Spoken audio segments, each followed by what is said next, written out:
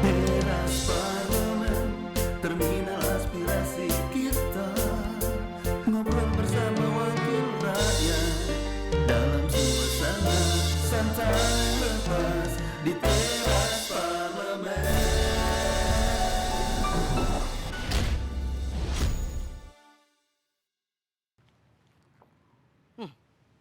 Barang masuk tanpa identitas. Waduh, bersambung ke halaman 2. Pak RT ngopo toh? Kok ngomong-ngomong sendiri? Maaf, halaman ini tidak menerima sambungan halaman lainnya. Coba yang cari yang mau nerimanya. Suruh nyari orang baca koran. Sehat apa enggak Hah? ya Pak RT itu? Tuh, gawat, gawat, gawat. Aduh. Pak RT, Pak RT, Pak RT kenapa? Gawat. Heboh banget. Bikin saya panik. Kenapa toh Pak RT? Ini Bu Ita, ini jangan sampai terjadi. Apa? Barang ilegal masuk ke negara kita dengan seenaknya. Dengan seenaknya, bukan dengan assalamualaikum atau dengan pamitan. Boro-boro pamit, Aduh, nyelonong aja. nyelonong aja. Kok bisa ya? Ini ilegal. Hah? Ini pasti ilegal nih. Kelihatan ini. Pak RT ada-ada aja. Ini tuh lemper ayam bikinan saya. Mana mungkin bisa ilegal? Ada-ada aja. Loh, Ah. saya harus ngecek dong. Kalau ini ilegal, saya makan. Hah? Usus saya menolak. Ini repot. Usus saya ini legal semua ini. Bisa aja Pak RT. Enggak, ini asli bikinan saya. Semuanya beres, gak ada ilegal-ilegalan. Tuh susah Legal. kan? Ilegal itu maksud saya. Ya. Udah dimakan. Kamu Enak itu. salah aja masih cakep ya.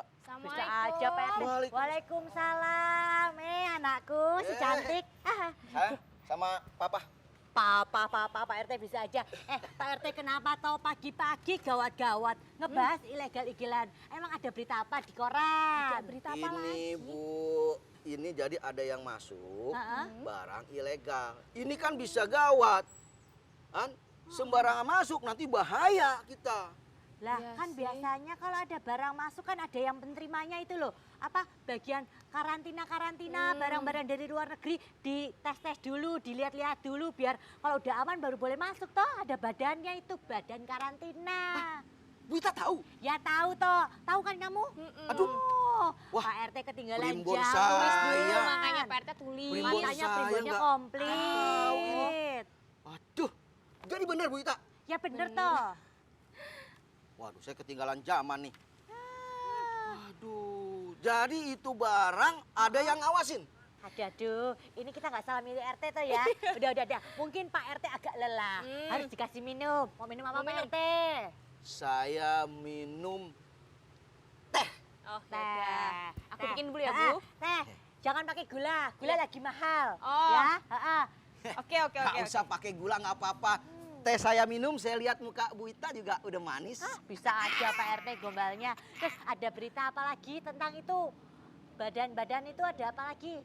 Iya, jadi main masuk sembarangan. Ini takutnya kan ada kontaminasi nih dari luar. Kontaminasi. Hah? Loh, kok tak tahu lagi ya? Saya kok nggak ada di tumben. situ ya? Saya emang pinternya suka jarang-jarang sih. Aduh, Ini Pak RT minum dulu. Ya udah Pak RT minum dulu daripada pusing. Mendingan diademin dulu. Minum teh bikinan Ida anak saya. Dijamin langsung pikiran jernih. Di teras Parlemen, di teras Parlemen. Bu Ita so tahu pakai karantina, ada juga karang bolong. Ih, Pak RT beneran. Jadi nih, kalau ada barang dari luar negeri masuk ke Indonesia, itu harus diperiksa-periksa dulu sama badan karantina. Nggak percaya toh. Barang kok diperiksa. Biar nggak ada yang bahaya masuk ke Indonesia gitu loh, Pak RT.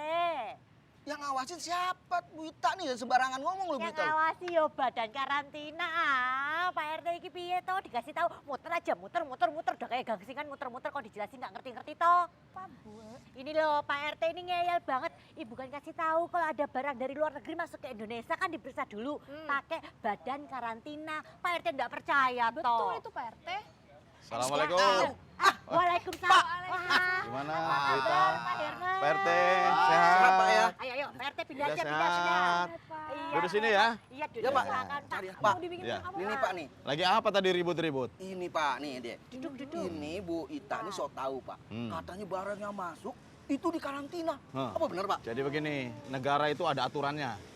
Salah satu aturan pemasukan ke negara kita ataupun pengeluaran ke negara lain itu ada aturannya yang diatur oleh Undang-Undang Karantina. Nah, kenapa harus ada? Karena Undang-Undang Karantina itu mengatur terhadap bagaimana negara memproteksi terhadap keluar masuknya penyakit yang akan menjangkit terhadap komoditas lainnya. Sehingga undang-undangnya pun namanya Undang-Undang Karantina Ikan, Hewan, dan Tumbuhan. Oh, jadi Nah, cuma jadi ikan, mengkarantina terhadap ikan, mengkarantina terhadap hewan, mengkarantina terhadap tumbuhan. Undang-undang ini merupakan revisi dari undang-undang sebelumnya, sehingga kita ingin menyesuaikan bahwa undang-undang itu kan harus universal, iya, Pak. harus sesuai dengan situasi dan kondisinya. Dan kemudian hasil beberapa kajian tentu ini harus segera direvisi karena sudah tidak sesuai dengan masa kini dan masa yang akan datang. Nah, sebagai contoh mudahnya, apabila seseorang pelaku usaha atau pengusaha mau memasukkan sapi ke dalam negeri, sapi ini dari Australia mau impor, nah itu harus melalui karantina dulu. Dan karantina harus mendapatkan pemberitahuan dari negara asal. Australia harus memberitahukan bahwa ada impor sekian banyak, ada sapi-sapi mau datang gitu. sertifikat halalnya ada, sertifikat kesehatan hewannya ada, dan kemudian dicek secara random, dicek apakah memang sertifikat atau paspor pemberitahuan dari negara asal itu benar tidak dengan kondisi yang sebenarnya. Gitu, supaya tidak ada Gitu. harus Kopi Indonesia. Kopi Indonesia. Saya kopi tubruk truk. Pak RT bisa sebentar ya, aja. Pak. Assalamualaikum. Waalaikumsalam. Ada Rahmat. Gimana? Kenalin Pak Herman. Gimana? Sehat? Sehat. Lancar pendidikan? Alhamdulillah lancar, Pak. Alhamdulillah. Ini loh kita lagi ngobrol-ngobrol masalah karantina. Pak Herman lagi ngejelasin tentang sapi impor ya Pak ya. Oh, begitu. Oh iya, Pak. Tadi saya dengar memang kena karantina ya? Heeh, Nah, saya juga mau nanya nih, Pak. Kalau misalkan ini badan karantina ada, itu bakal bersinergi sama bea cukai nggak, Pak? Atau Ya. mungkin badan iya. karantina jadi garda terdepan, Pak? Ada beberapa proses pembelajaran. Kami juga mendalami bagaimana lembaga karantina di luar negeri. Kami juga mempelajari bagaimana di Uni Eropa. Karena prasyarat terketat itu kan sekarang di Uni Eropa, gitu ya. Kami juga mempelajari bagaimana perkarantinaan di Asia yang sudah maju kan Cina, gitu ya. Nah, atas pembelajaran itu tentu banyak strategi, banyak visi ke depan yang coba kita gulirkan di dalam pengambilan keputusan di dalam revisi undang-undang ini. Salah satunya adalah di luar negeri ada badan karantina disatukan dengan bea cukai. Tetapi kan di Indonesia bea cukai ini kan di bawah Kementerian Keuangan, gitu. Nah, karantina di Indonesia itu ada dua institusi, karantina hewan dan tumbuhan dan karantina ikan yang di bawah Kementerian Kelautan Perikanan. Karantina hewan dan tumbuhan di bawah Kementerian Pertanian. Tetapi ada juga BKSDA di bawah Kementerian Kehutanan yang bertanggung jawab terhadap proteksi hewan yang dilindungi, gitu ya. Jadi beda-beda ya Pak ya. Ya seperti burung cendrawasih kan dilindungi, itu dilindungi. Tetapi proses karantinanya berada di karantina di bawah Kementerian Pertanian. Nah ini situasi ini yang kita ingin gabungkan supaya menjadi satu atap, menjadi misah ya Pak ya. satu kantor. Dijadiin satu Pak ya. Dijadiin satu supaya lebih efisien. Pertama, lebih independen, bertanggung jawab kepada presiden. Kemudian dari sisi soliditas pengawasan lebih solid. Dan kita ingin menempatkan bahwa badan karantina ini sebagai pre-border. Kalau sekarang ditempatkan karantina ini setelah bea cukai, ke depan kita ingin menempatkan karantina itu paling depan. Garda ke depan. Oh garda iya, ke jangan depan. masuk dulu, ada penyakitnya.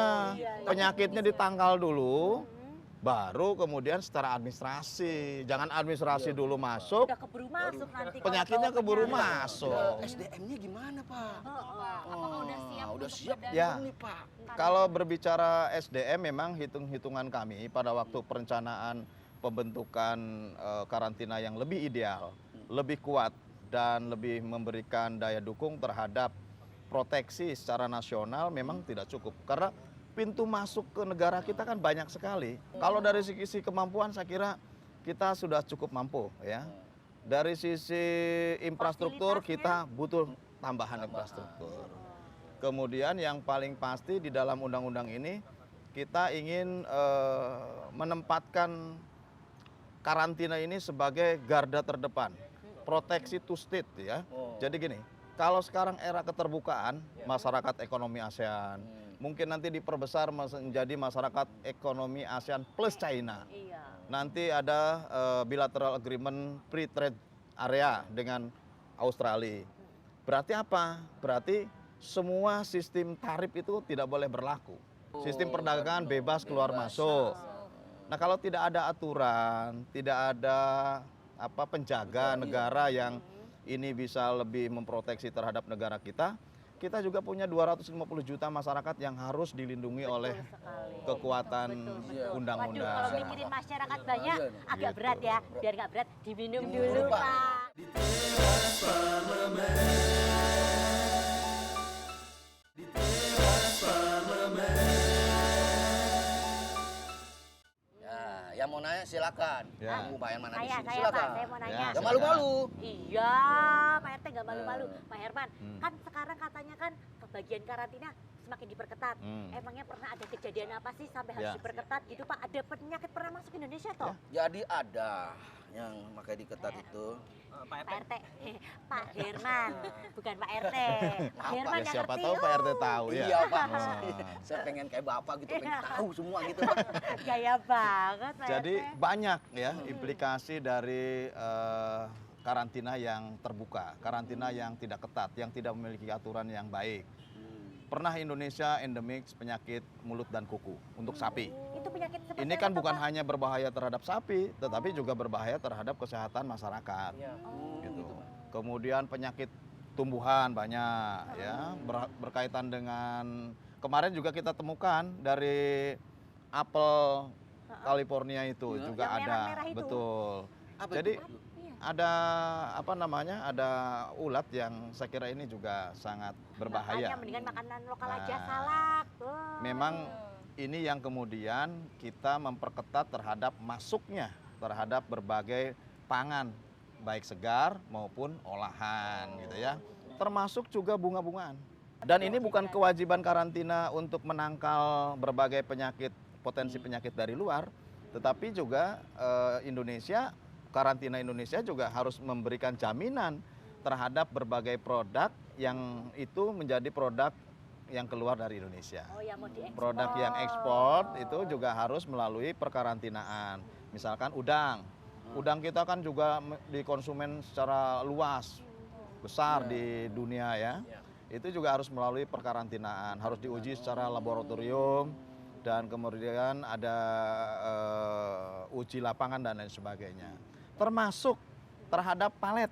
Kan pakai palet kayu nih. Oh iya, Pak. Ini harus digaransi dulu oleh keperkarantinaan. Ada itu. Ada kodenya bahwa harus lolos karantina dulu. Tapi Pak, kalau bagi orang asing mau ke daerah Indonesia, apa perlu dikarantina juga? Orangnya Ini. gitu maksudnya. Jadi Iya. ini ada masukan. Kami waktu itu juga mencoba menggali informasi di Jerman. Kami ketemu Pak Foke sebagai duta besar Indonesia di Jerman. Pak Foke berpesan pada waktu itu bahwa prasyarat untuk pemasukan itu seperti apa bertanya. Untuk prasyarat karena orang asing, orang bule khususnya dia senang membawa piaraannya. Iya. Ini juga harus ada kekhususan jika memang sudah digaransi. Saya katakan bahwa kita tidak memberikan perlakuan khusus, tapi ada syarat-syarat saja yang harus dipenuhi. Selama bahwa prasyarat itu dipenuhi, tentu juga kita tidak ada alasan untuk mempersulit. Tetapi yang penting karantina sudah berfungsi sebagai lembaga negara yang memproteksi dan menjamin terhadap keluar dan masuknya barang secara aman. Jadi Memang ini badan karantina ini kayak tugasnya berat banget ya Pak. Luar biasa. Terus masalah peralatan itu kan harus lengkap Pak. Itu apa sudah ada ya Pak? Ya. Gimana Pak? Udah disiapkan fasilitas Fasilitas-fasilitasnya. peralatan Iya. itu Pak? Di tempat-tempat tertentu sudah komplit, seperti di pintu masuk utama di Tanjung Priok, Tanjung Perak, Bandara Soekarno-Hatta, Bandara Juanda Surabaya. Bandara besar Itu ya. di kota-kota besar sebagai pintu-pintu masuk utama itu sudah sangat komplit. Memang kelemahannya adalah pintu masuk ke negara kita ini sangat banyak. Iya itu Pak. Pintu hampir dari seluruh laut dan pantai menjadi pintu masuk. Nah, Nah, bagaimana kita bisa menjamin bahwa di pintu-pintu masuk yang ini belum menjadi pintu reguler, ini bisa juga kita siapkan karantina yang lebih memadai, Betul.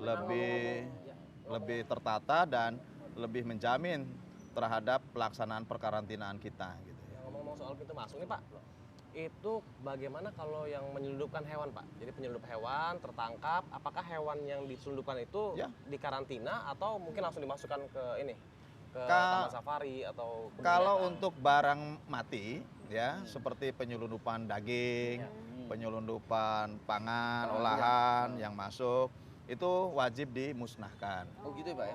Bagi para pemasuk yang tidak memenuhi persyaratan, itu bisa saja direekspor, dikembalikan. Dikembalikan. Bagi yang dalam negeri ya dikembalikan kalau sebelum melewati pintu perkarantinaan.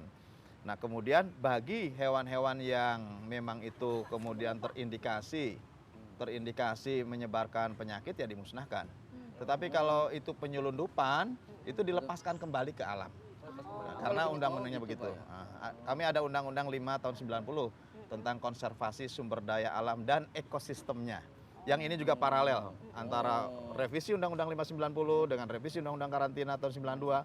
Ini juga kita sama-sama revisi supaya selaras. Supaya lebih baik juga ya. Karena fungsinya sama sebagai fungsinya sama. protection institusi ya. Jadi jangan ada sampah timbang tindih atau gimana ya Pak ya? Jadi sejalan ya Pak ya? Ya. Jalan semuanya. Supaya ya, ya. tidak tabrakan. Tabrakan. Gitu. Nah, biar nggak tabrakan, paling enak kopi Ye, sama kopi. kue Ya, Pak. Dicoba makasih. dulu Coba. kuenya Ini, Pak. Oh, ini mau apa? produksi Oh, Indonesia.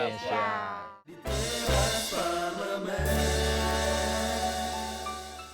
Di teras parlemen. Gimana Pak Herman? Pisang di warung saya aman kan? Enak, Nggak perlu produksi dikarantina? lokal. Iya dong. Suka bumi Pak. Ya. Bisa aja Pak RT. Iya. Pak Herman, terus iki piye nih mengenai undang-undang karantina. Sekarang itu sudah sampai tahap apa Pak? Katanya masih rancangan Iya. apa mau ditetapkan kapan itu Pak? Jadi ada 2 tahap Mm-mm. di dalam kita menghasilkan undang-undang. Oh. Pertama adalah tahap penyusunan. Oh. Yang kedua adalah tahap pembahasan atau pembentukan. Tahap penyusunan sudah selesai dan ini sudah diparipurnakan di DPR menjadi usul inisiatif DPR. Oh. Meski dibahas di Komisi 4, tetapi diputuskan ini menjadi usul inisiatif DPR. Nah, kemudian setelah usul inisiatif ini dikirimkan kepada pemerintah. Dan kemudian Presiden berkirim surat yang disebut Anpres, amanat Presiden. Mendelegasikan kepada Kementerian Pertanian, Kementerian Kelautan Perikanan, Kementerian Dalam Negeri, Kementerian Hukum dan HAM, Kementerian Keuangan untuk membahas bersama-sama dengan DPR. Karena konstitusi kita Undang-Undang Dasar 1945, undang-undang disepakati bersama antara DPR dan pemerintah tentu di gedung DPR ini. Iya. Nah, Masalah ini Pak ada sekarang tahapannya sudah masuk ke pembahasan pembahasan. antara Panja DPR yang didelegasikan kepada Komisi 4 dengan Panja pemerintah. Sekarang sudah mulai dibahas dan tentu ada perbedaan, ada kesepakatan, itu biasa di dalam penyusunan undang-undang.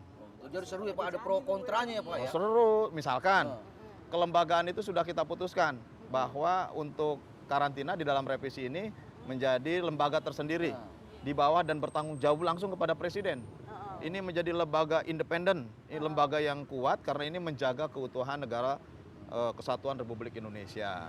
Nah, pada sisi lain pemerintah masih ingin memberikan pendelegasian kepada masing-masing kementerian dalam bentuk eselon 1.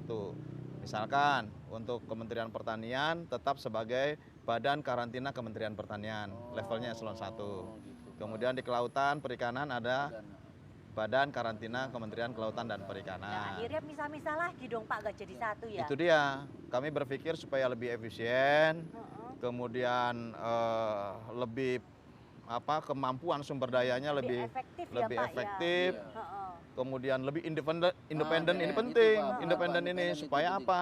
Supaya betul-betul ini menjadi kepentingan negara utuh gitu ya. Nah, tetapi ya masing-masing saya kira punya argumentasinya. Dan kalaupun toh pemerintah dan DPR masih ada pro kontra, tentu harus dicari jalan tengah. Betul. Nah, karena semuanya- bagaimanapun undang-undang harus disetujui bersama antara DPR dan pemerintah. Terus satu lagi nih Pak, Ya. saya kan suka nanya aduh Pak. Masalah biaya nih Pak. Hmm. Badan karantina itu kan butuh biaya Pak Ya. sebenarnya. Itu dari mana ya Pak ya? Saat ini karantina pertanian ya masuk di dalam anggaran kementerian dan lembaganya di Kementerian Pertanian. Anggarannya Badan Karantina Kelautan Perikanan ada di Kementerian Kelautan dan Perikanan. Anggarannya untuk yang berkaitan dengan tugas perkarantinaan di Kementerian Lingkungan Hidup dan Kehutanan ada di KSDA. Karena ini bagian daripada perlindungan terhadap satwa liar. Nah, kalau memang nanti menjadi satu atap ya mereka menjadi nanti anggarannya anggaran badan gitu ya, anggaran badan karantina. Dijadiin Jadi satu. anggaran yang sekarang ada di Kementerian Pertanian Dikumpulin. di bedol desa ke situ, kemudian yang digabung.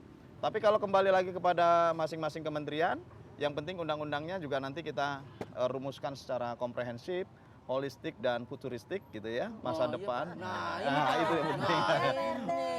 Futuristik. Apa itu, Nah Pak? itu futur rambut Pak. Futuristik nih Pak, coba Pak. Nah, Saya di Primbon nggak undang-undang ada, ini, Pak. undang-undang itu kan harus berlaku utuh untuk masa kini dan masa yang akan datang gitu ya.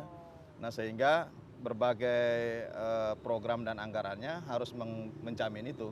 Utamanya adalah undang-undangnya. Jangan sampai undang-undang baru selesai tahun ini, tahun depan harus direvisi lagi.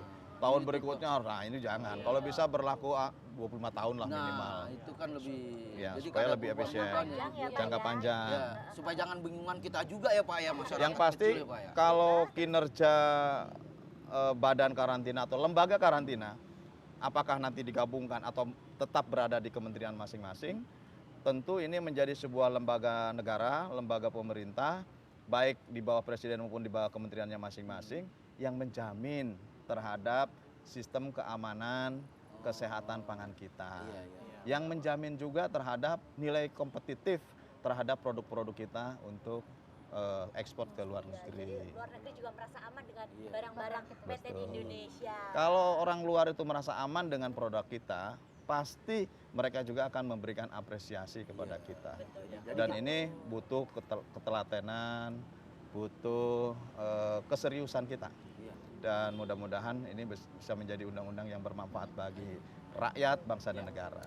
Iya, Pak. Jadi tadi fungsinya bukan saja memproteksi, tetapi ini juga sebagai frontliner, pre-border. Sebelum barang-barang dari luar negeri masuk ke kita, ini juga ada syarat-syarat.